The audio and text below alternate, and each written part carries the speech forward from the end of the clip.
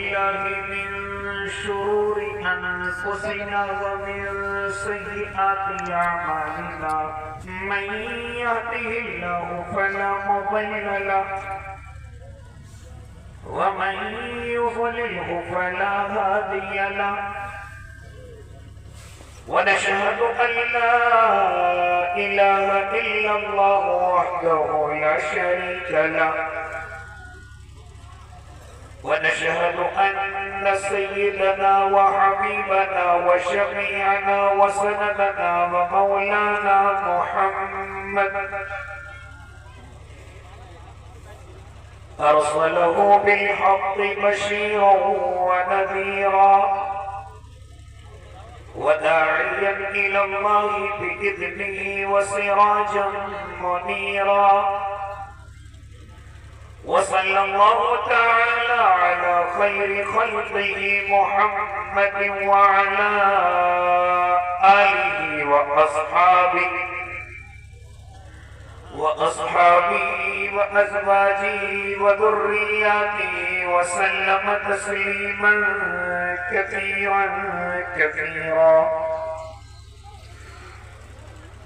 أما بعد فأعوذ بالله من الشيطان الرجيم. بسم الله الرحمن الرحيم. وسارعوا إلى مغفرة من ربكم وجنة عرضها السماوات والأرض أعدت للمتقين. وقال النبي صلى الله عليه وسلم: من تمسك بسنتي عند فساد أمتي فله أجر 100 شهيد. صدق الله العظيم وصدق رسوله النبي الكريم ونحن على ذلك من الشاهدين والشاكرين والحمد لله رب العالمين.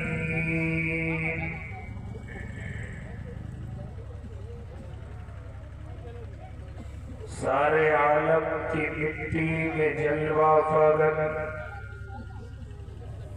جتنے ذرے ہیں اتنے درود آپ پر. سارے عالم کی مٹی میں جلوہ فغن، جتنے ذرے ہیں اتنے درود آپ پر. باغ کونین کے سارے اشجار میں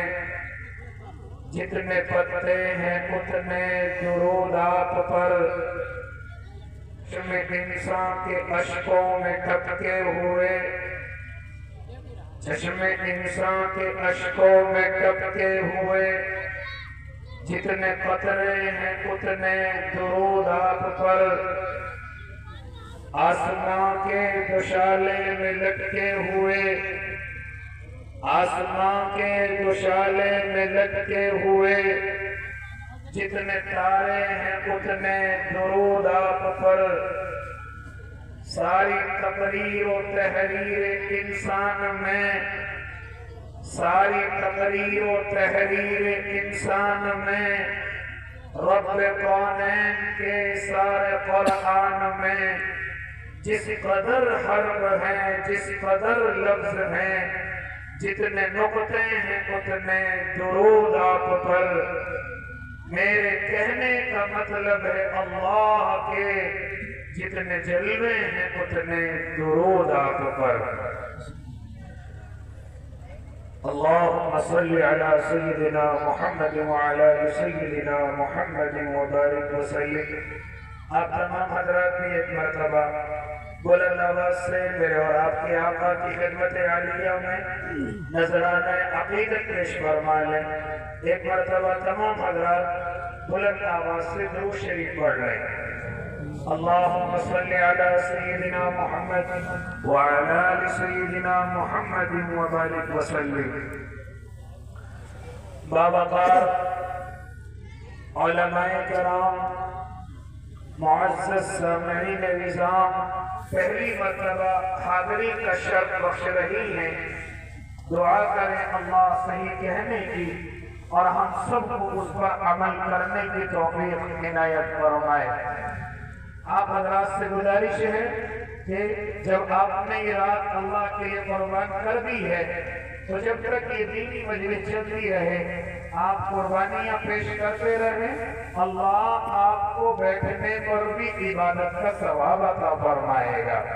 یہ اتنا خوبصورت پنڈال سجایا گیا،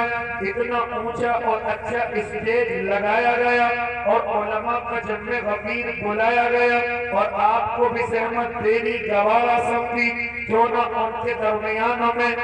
اللہ کے نبی کے گھر کی کچھ رودات سناؤں گا۔ اے اللہ کے نیک بندوں، کدھر سے آنکھیں بند کیے ہوئے ہو، کن گھروں کی طرف سے آنکھیں بند کیے ہوئے ہو، کہ مسجد اللہ کا گھر ہے اور مدرسہ میرے آقا کا گھر ہے، مدرسہ میرے نبی کا گھر ہے۔ ہاں ہم اپنے گھروں کو سجا لیں، اپنے گھروں میں آرام کی چیزیں رکھ لیں، لیکن اگر ہم یہ دیکھیں کہ اللہ کے نبی کے گھر کو ہماری ضرورت ہے تو ہمیں سکون اپنے گھروں میں نہ ہونا چاہیے۔ ہمیں اپنے گھروں سے نکل کر کے جیسی بھی قربانی ہے وہ پیش کر کے اپنے اداروں کو، اپنے مدرسوں کو، کہ جہاں پر اللہ کے نیک بندے قال اللہ اور قال الرسول کی صداؤں کو بلند کرتے ہوں، جہاں سے نکلنے والے طلبہ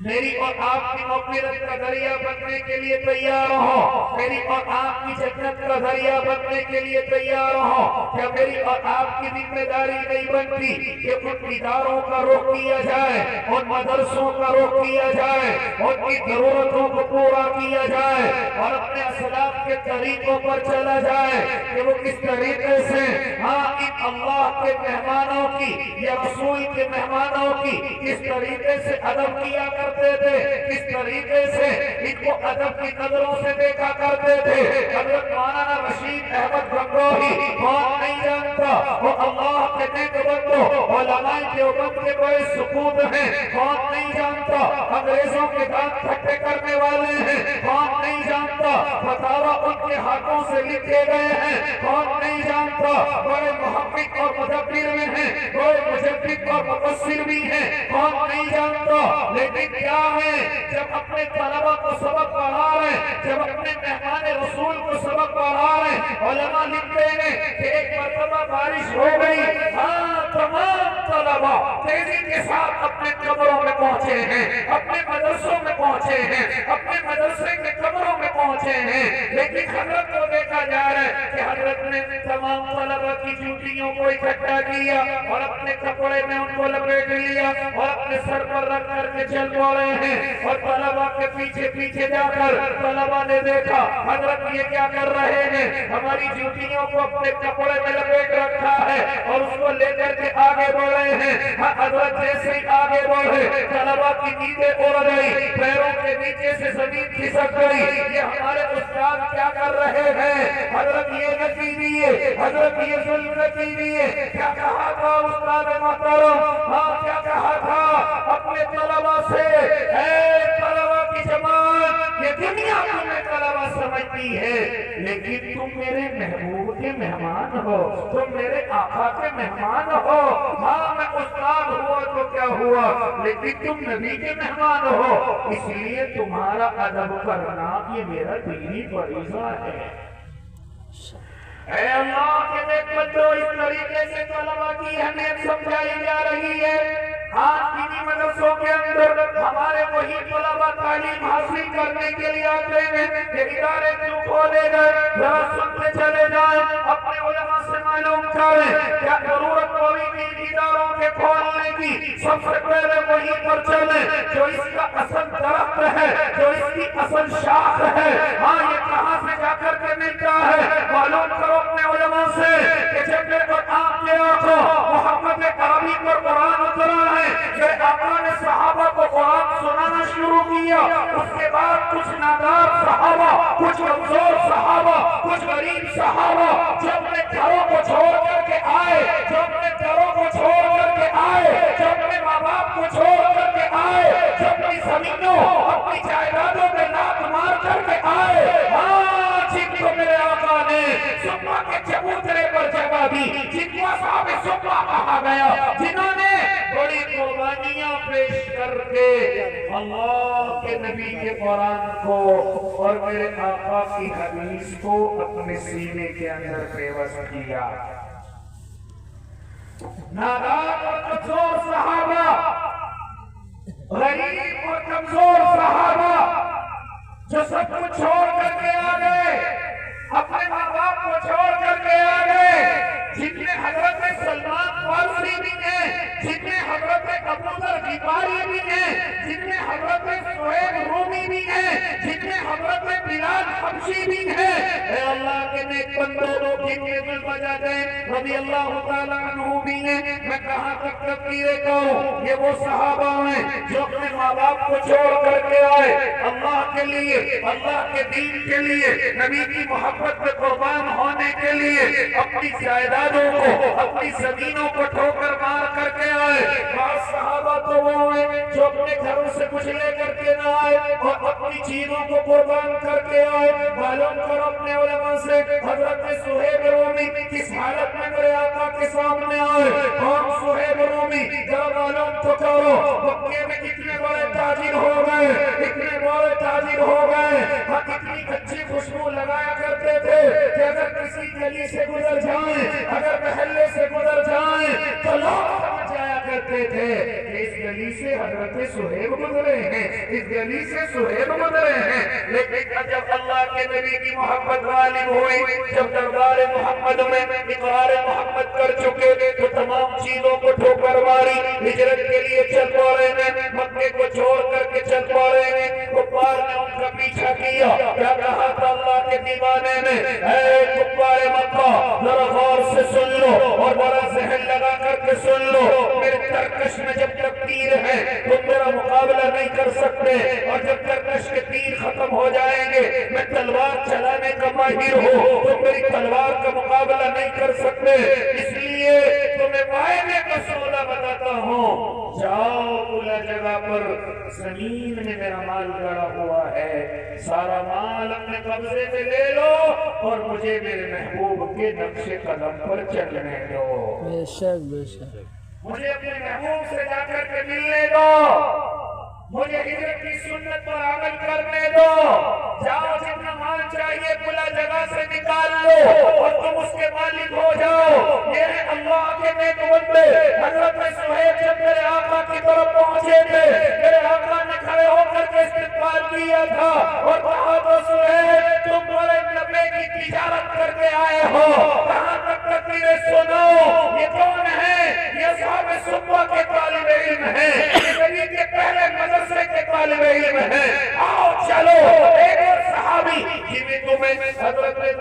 زین کے نام سے جانتے ہو، کون ہے؟ اللہ کے نیک بندے، ہاں یہ بھی بڑے مالدار صحابی، لیکن اللہ کے نبی پر ایمان لے آئے، اسلام قبول کر لیا، ایمان قبول کر لیا۔ باپ نے بلایا، چچا نے بلایا اور کہا اے اللہ کے بندے اپنے ایمان سے پیچھے ہٹ جا، محمد عربی کو چھوڑ دے، ایمان کو اپنے دل سے نکال دے۔ کیا کہا تھا؟ کیا کہا تھا ان صحابی نے؟ یہ جان تو جا سکتی ہے لیکن نبی کی محبت دل سے نہیں نکل سکتی۔ آپ نے کہا پھر میرا گھر چھوڑ دے، حضرت نے کہا چھوڑ دیا، کہا مال چھوڑ دے، کہہ دیا چھوڑ دیا۔ پھر کہا تھا باپ نے یہ جو تیرے بدن پر کپڑے پہن رکھے ہیں یہ بھی تیری باپ کی کمائی کے ہیں، ان کو بھی اتار دے۔ حضرت نے فوراً اتار دیا۔ ماں نے دیکھا میرا بیٹا فرحانہ ہو چکا ہے، فوراً چپکے سے ایک چادر کو پھینکا۔ روایت کے اندر آتا ہے حضرت نے چادر کے دو ٹکڑے کیے، ایک کا پیمنٹ بنایا اور ایک اپنے کاندھے پر ڈال کر اللہ کے نبی کی خدمت میں روا اور دوا ہے، اعلان کر رہے تھے رب کعبہ کی قسم یہ مال کیا ہے، محمد کے قدموں میں تو جان بھی لٹا سکتے ہیں، بے شک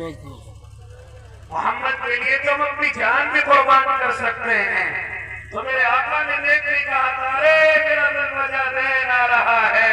میرا جو چادروں والا آ رہا ہے، اے اللہ کے نیک بندو یہ ایسے طالب علم صفہ کے چبوترے کے ہیں۔ ذرا دیکھو حضرت ابو ذر غفاری جو بالکل مولوی قسم کے صحابی ہیں، ذرا دیکھو حضرت ابو ہریرہ رضی اللہ تعالیٰ عنہ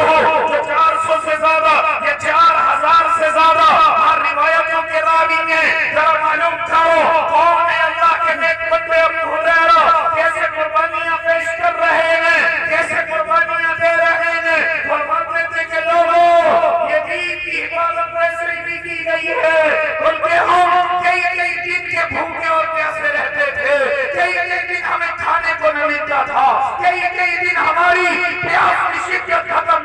ہوئی تھی، فرماتے تھے حضرت ابو ہریرہ لیکن رب کعبہ کی قسم ہمیں بھوک کی کوئی پرواہ نہ تھی، ہمیں پیاس کی کوئی پرواہ نہ تھی، ہمارے پاس کپڑے بھی نہ تھے، ہمارے پاس سفر چھپانے کے لیے کپڑے بھی موجود نہ ہوتے تھے۔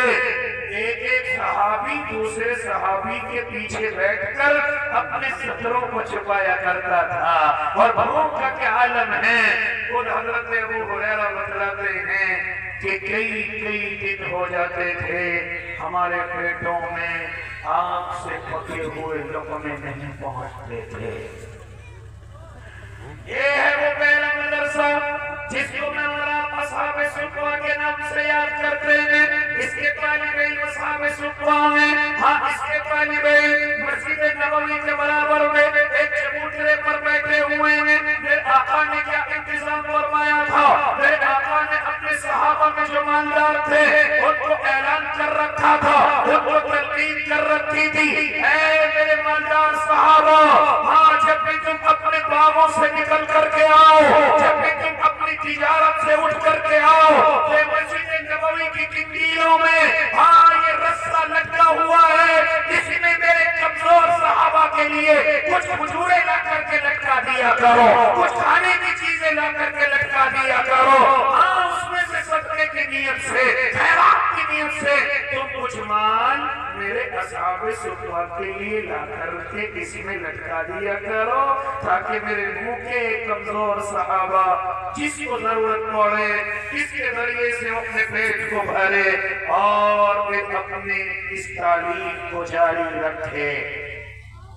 اس طریقے سے میرے اللہ نے میرے محبوب کے ذریعے اور محبوب کے صحابہ کے ذریعے اس قرآن کی عبادت کی، قرآن کے ساتھ ساتھ اللہ کے نبی کی ایک ادا کی عبادت کی، اللہ کے نبی کی حدیثوں کی عبادت کی، پھر یہ عبادت کا سلسلہ آگے بڑھتا چلا گیا، پھر یہ اللہ نے علماء کے کاندھوں پر ڈالا، علماء نے اس کو محنت سے قبول کیا، مدارس کے جال پھیلا دیے گئے، جو اصحاب صفوہ سے جا کر کے ملتے ہیں، جو صفوہ کے چبوترے سے جن کو نسبت ہے، اپنی دعوت و تبلیغ کا نظام چلا، اپنی کسی طریقے سے مدارس اسلامیہ قائم کیے گئے۔ جانتے ہو کہ دارالعلوم دیوبند کو میں آپ مانتے ہیں، وہ دارالعلوم دیوبند کس وقت میں قائم کیا گیا، کس وقت میں تیار کیا گیا، ذرا لے کر کے چلو۔ جب اس زمین پر انگریز آیا اور اس نے اس زمین کے لوگوں کو غلام بنایا، اور 1857 کے اندر ایک بڑی جنگ لڑی گئی جس میں بڑے علماء شہید کر دیے گئے، تختے دار پر چڑھا دیے گئے، پھانسیوں کے تختوں پر لٹکا دیے گئے، خنزیروں کی کھالوں میں بیٹھ کر شعلوں پر لٹا دیے گئے، جن کو توپ کے منہ پر رکھ کر ان کو اڑا دیا گیا۔ ہم اس وقت میں تقریباً 50,000 سے زیادہ علماء پھانسیوں کے تختوں پر اور اس دنیا کی زمین میں اور خاص طور سے اس وطن عزیز کی زمین کے اندر بے وسط کر دیے گئے۔ تو ایسے وقت میں بڑے بچے یتیم ہو گئے، بڑے بچے بے سہارا ہو گئے۔ جانتے ہو اس وقت میں علماء کو ایک فکر دامنگیر ہوئی، کیونکہ انگریز ان تمام یتیم بچوں کو، ان تمام بے سہارا بچوں کو اپنے قریب لانے کی کوشش کر رہا تھا تاکہ ان کے مذہب کو تبدیل کرے، ان کو عیسائی مذہب کے اندر کنورٹ کرے، ان کو عیسائی مذہب کے اندر لے کر کے آئے۔ تو اس وقت میں علماء نے ایک ذکر کی، اللہ اگر ہم نے ان معصوم بچوں کو ایسے ہی چھوڑ دیا، اگر ان یتیموں کو ایسے ہی چھوڑ دیا، اللہ یہ تو مرتد ہو جائیں گے، اللہ ان کی اولادوں میں کبھی کوئی دین کو سمجھنے والا نہ بنے گا، دین کو پڑھنے والا نہ بنے گا، دین کو پھیلانے والا نہ بنے گا، اللہ کوئی ایسا عمل بتا دیجئے۔ تو میرے آقا حضرت مولانا قاسم نانوتوی اللہ اپنی قبر پر کروڑوں رحمت نازل کرے، ان کے خواب کے اندر آتے ہیں، نشان لگاتے ہیں، قاسم کھڑا کیوں نہیں ہوتا، مدرسہ کیوں قائم نہیں کرتا، صفوہ کے چبوترے کی نسبت کا عمل کیوں نہیں کرتا۔ چنانچہ صبح کو حضرت مولانا قاسم نانوتوی حضرت حاجی عابد حسین صاحب کے ساتھ اور دیگر اور علماء کے ساتھ اپنے خواب کا تذکرہ کرتے ہیں، ارے کہ طلباء کا ان معصوم بچوں کا کیسے خیال کیا جائے۔ پھر وہ دنیا نے دیکھا کہ 15 محرم 1866 دارالعلوم دیوبند کے اندر دارالعلوم دیوبند کے اندر ان غریب یتیم طلبا کے لیے ایک مدرسے کا قیام عمل میں آیا ہے۔ ان یتیموں کو سہارا دیا جائے، ان کمزوروں کو سہارا دیا جائے، اور خالی تعلیم نہیں، ان کو مجاہد اسلام بنایا جائے، ان کو فرقہ باطلہ سے مقابلہ کرنے والا بنایا جائے، ان کو انگریز سے مقابلہ کرنے والا بنایا جائے، اپنے وطن عزیز کی حفاظت کرنے والا ان طالب علموں کو ایک مجاہد بنایا جائے۔ یہ اذان میں اللہ کو اتنی پسند آئی، مدرسہ تیار شروع ہو گیا۔ کے نیچے جس کو انار کا درخت کہا جاتا ہے، اس درخت کے نیچے پڑھانے والا ملا محمود ہے، اور اس بنیاد سے نکلنے والا پہلا طالب علم جس کو میں اور حضرت شیخ الہند کے نام سے جانتے ہیں، مولانا محمود حسن دیوبندی کے نام سے جانتے ہیں، ہاں پہلا ہی شاگرد ایسا نکل کر کے آیا جس نے رب کعبہ کی قسم انگریز کے لیے حرام کر دی تھی۔ پہلے تو طالب علم تھے، دارالعلوم کے پہلے طالب علم حضرت شیخ الہند رحمۃ اللہ علیہ ہیں، پھر انہی کے شاگرد افغان الیاس رحمۃ اللہ علیہ ہیں، جنہوں نے پوری دنیا میں ایک دینی اور ایمانی انقلاب برپا پیدا کر دیا تھا۔ لہذا اللہ کے نیک بندوں، کسی کی ترقی پر چلتے ہوئے، اسی راستے پر چلتے ہوئے مدرسہ فضل العلوم کی بنیاد رکھی گئی تاکہ غریب یتیموں کا سہارا بنا جائے، کمزور طلبا کا سہارا بنا جائے۔ اسی طرح جو غریب یتیم بچے ہیں ان کے لیے پرورش کا انتظام کیا جائے، تعلیم کا انتظام کیا جائے۔ اللہ رب العزت سے دعا کریں، اللہ تو نے جس طرح دارالعلوم کو قبول فرمایا، اللہ اسی طریقے سے مدرسہ فضل العلوم کو بھی قبول کر لیجیے۔ آمین۔ میرے اللہ کے لیے کوئی مشکل نہیں، اللہ کے نیک بندوں، آپ ان طلبا کی طرف سے فکر مند ہو جائیے، ان معصوم بچوں کی طرف سے فکر مند ہو جائیے، ان کو اس طرح بے پرواہی کے اندر نہ چھوڑیے، اپنی اولادوں کو لاپرواہی میں نہ چھوڑیے، صرف اسکول میں بھیج کر کے ہاں بالکل اپنی طرف سے مطمئن مت ہوئیے گا، ورنہ ایسا نہ ہو جائے کہ تمہارے طلبا، تمہارے معصوم بچے ڈگریاں تو لے کر کے آ جائیں لیکن اندر سے ایمان ختم ہو جائے، اندر سے اللہ کی محبت ختم ہو جائے، نبی کی محبت ختم ہو جائے۔ اس کے لیے مجھے اور آپ کو اپنے طلبا کو مدرسہ فضل العلوم کی طرف بھیجنا پڑے گا۔ آپ مدرسے میں ہاتھ لے کر کے آئیے، اسکول کے اندر رکھیے، کالج کے اندر رکھیے، کوئی پابندی نہیں، لیکن ذرا سا وقت نکالیے، ان طلبا کو اپنے مدرسے کے اندر لے کر کے آئیے، ان معصوم طلبا کو لے کر کے آئیے تاکہ ڈاکٹر بنے، اللہ کو نہ بھولے، انجینئر بنے، اللہ کو نہ بھولے، ہاں یہ ایڈوکیٹ بنے لیکن نبی کو نہ بھولے، یہ سب کچھ بنے لیکن اپنے دین سے دور نہ ہو۔ اور کے لیے مجھے اور آپ کو ان مدرسوں کی طرف آنا پڑے گا، اور اگر اللہ نے چاہا یہ حافظ قرآن بن گئے، ارے تم حافظ قرآن کی بات کرتے ہو، میں تو اکثر جگہ یہ بات اپنے آقا کی یاد دلاتا ہوں کہ جس کے گھر میں اولاد پیدا ہو جائے اور پیدا ہونے کے بعد جب اولاد بولنا سیکھے تو بولنے کے ساتھ ساتھ جس کی اولاد سب سے پہلے لفظ اللہ کہہ دے، اللہ ماں اور باپ دونوں کی مغفرت فرما دیتا ہے۔ آمین۔ جس کی اولاد سب سے پہلے بولتے ہی لفظ اللہ کہہ دے۔ آج ہماری اولادیں کیا کر رہی ہیں؟ گانا سیکھ رہی ہیں،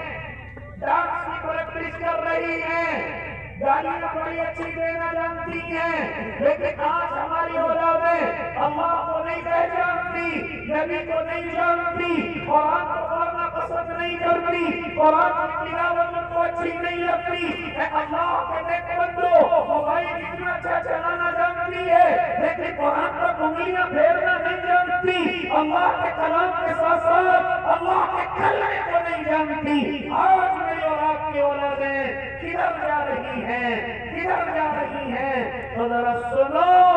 جب اللہ اپنا لفظ اللہ کہنے پر ماں اور باپ کی مغفرت کا فیصلہ کر دے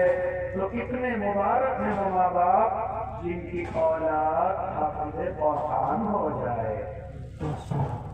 جن کی اولاد عالم دین ہو جائے۔ کتنے خوش نصیب ہیں ماں باپ، اے اللہ کے نیک بندو، یہ دنیا میں نہیں، جیسے قبر کی آغوش میں پہنچیں گے تب معلوم ہوگا، جب حشر کے میدان میں پہنچیں گے تب معلوم ہوگا،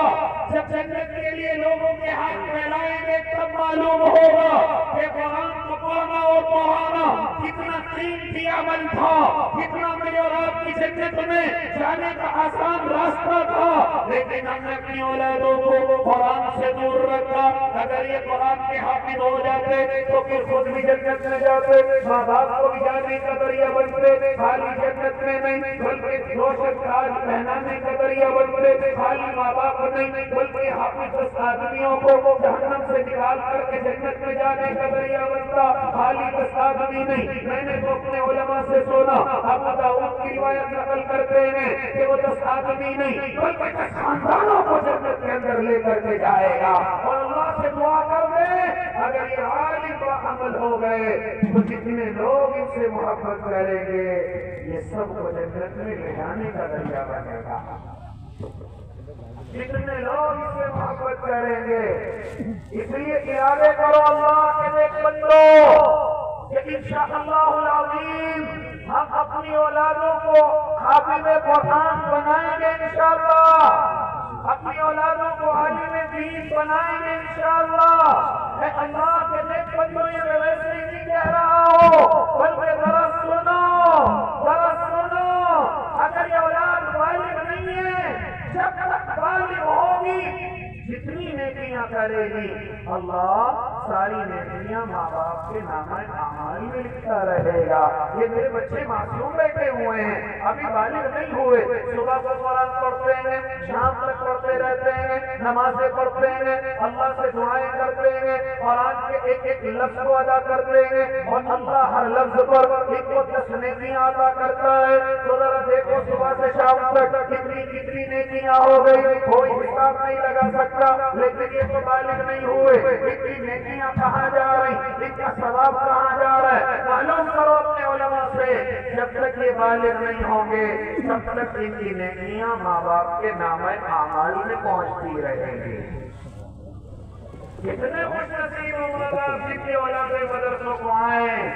جن کی اولادیں مکتب کو آئیں، جن کی اولادیں قرآن کو دہرائیں، جن کی اولادیں قرآن کو پڑھنے والی ہو جائیں۔ اے اللہ کے نیک بندو، اگر کس کے مخالف ہو گیا، اگر کس کے برعکس ہو گیا اور ہماری اولادیں عالم نہ بن سکی، حافظ نہ بن سکی، نیک نہ بن سکی، نیک کرنے کے ساتھ ساتھ یہ نیکی کرنے والی نہ بن سکی، یہ دوسری طرف چلی گئی، گناہوں میں چلی گئی، جوا اور سکتے میں چلی گئی، نشے میں چلی گئی، زنا کے اڈوں پر پہنچ گئی، سود اور بیاج میں چلی گئی، گالی اور گلوچ میں چلی گئی، شیطان کے چنگل میں چلی گئی، یہاں تک کہ گناہوں کی زندگی میں چلی گئی، کل قیامت کا میدان ہوگا، پھر اللہ اس کے لیے سزا کا اعلان کرے گا، اس کے لیے عذاب کا اعلان کرے گا۔ جانتے ہو جن اولادوں سے میں اور آپ کتنی محبت کرتے ہیں، یہ اولاد اللہ سے کیا کہے گی؟ ربنا آتهم ضعفين من العذاب والعنهم لعنا كبيرا۔ اے میرے اللہ جتنا عذاب تو نے میرا طے کیا ہے، ضعفين من العذاب، اس کا دوگنا میرے ماں باپ کا طے کیجیے، اس کا دوگنا میری ماں کا میرے باپ کا طے کیجیے۔ وجہ کیا ہے؟ میرے ماں باپ نے مجھے نیکیوں کی طرف نہ چلنے دیا، میری طرف نہ چلنے دیا، گناہوں پر خوش ہوتے تھے، چوریوں پر خوش ہوتے تھے، لوگوں کو دھوکہ دینے پر خوش ہوتے تھے، گانوں پر خوش ہوتے تھے، ڈانس پر خوش ہوتے تھے۔ اللہ انہوں نے مجھے نیکیوں کی طرف نہ چلنے دیا۔ جس اولاد سے میں اور آپ اتنی محبت کریں گے یہ میری اور آپ کی جہنم کا ذریعہ بھی بن سکتی ہے۔ اس لیے یاد کرو کہ انشاءاللہ اپنی اولادوں کو نیک بنائیں گے، قرآن کا پڑھنے والا بنائیں گے، قرآن کا حافظ بنائیں گے، قرآن کا عالم بنائیں گے۔ اسی طریقے طریقے سے جہاں یہ عالم بنتے ہیں وہ مدرسہ وہ مدارس اسلامیہ ہاں چاہے کہیں کے بھی ہوں ہم ان کے لیے ہم اس کی آبیاری کے لیے ان کی رہنمائی کریں گے ان کے لیے تعاون پیش کریں گے معاون بنیں گے کہو انشاءاللہ اسی طریقے سے کہو کہ جو بنو اسلام ہے انشاءاللہ اس کے لیے ہمیشہ اپنے خون اور